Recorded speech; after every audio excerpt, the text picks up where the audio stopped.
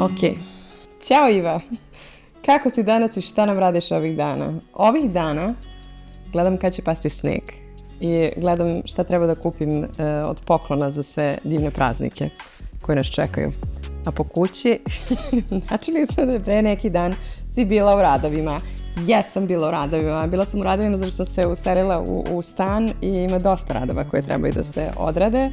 Od lustera do kanti koje ja ne znam da namestim, ali dobro, bitno je da imamo gde glavu da spustimo na kraju dana.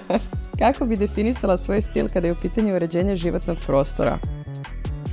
Pa ja mislim da jeste taj Berlin dosta uticao na mene. Ja sam živjela u Berlinu nekih 6 godina, tako da neki Bauhaus, brutalizam, toga sam fan, tata mi je arhitekta, sve može.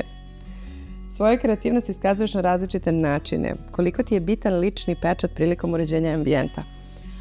Da, ja jako ne volim da ambijent nema neki znak da je nešto tvoje, baš posebno tvoje. Znači, ako živiš u nekoj kući, ta kuća mora postati tvoja. Znači, ti moraš da napraviš da taj prostor bude po tvojoj želji da se nekako osjeti ta duša. Jako ne volim kada ljudi urade onako sve monotono. Znam da je to sad jako fashion, ali ja volim da nekako osjetim da tu živi neka porodica. To mi je baš bitno.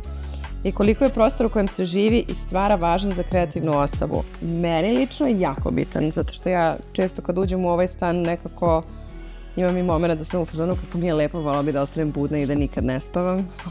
Onda se setim da imam udoban krevet. Ali da, mislim ja ovdje i radim i stvaram i spavam i pevam i kuvam i sve radim, tako da ovo je kao moj studio i kao moj stan. Da li bi za sebe rekla da si više organizovana ili spontana osoba u životu, poslu, obaveza? Ne volim da mi bude sudopera puno, to mi je kao baš nisam obožavatelj toga, ali umem da napravim kreativan haos. Znači haos u kome samo ja mogu da se snađem i ne volim niko da ga dira, to mogu samo ja da diram, ali baš da sam kao poluorganizovana, polu kao spontana, ajde tako da kažem. Koji majstorski posao u kući bi uvek prepustila nekom stručnijem? Imala sam ideju da možda naučim da kao stavljam pločice. To mi je baš bilo zanimljivo, ali sam shvatila da možda ne bi ja to toliko mogla, nemam dovoljno strpljenja za to, tako da, eto, to bi prepustila i jesam prepustila nekom drugom. Koju prostoriju bi nazvala svojim kutkom i zašto? Binu. Znaš kao, bina je moj kutak. Tu se osjećam najudobnije, tu mi je najlepše bina ili studio, šta god od toga, to je neki moj kutak i dom je dom. I ja sam vam dala sad da se snimamo kod mene u domu, ali inače ne volim. Volim da moj prostor bude moj prostor. Šta ti je sledeće u planu kada je uređenje stana u pitanju? Sledeće u planu jeste, našla sam neke vitra stolice koje sad restauriram. Restaurirala sam, ima jedna roza, ima jedna plava. Plavu još nisam završila, ali roze ja sam završila i to će da mi stoji kao deo trapezarice. Šta Iva pre bira? Funkcionalnost ili estetiku? Shvatanje prostora je jako bitna stvar. Tako da, funkcionalnost, ali nije mi problem da čekam i da kopam da bi našla nešto što ima i funkcionalnost i dobru estetiku. Aha.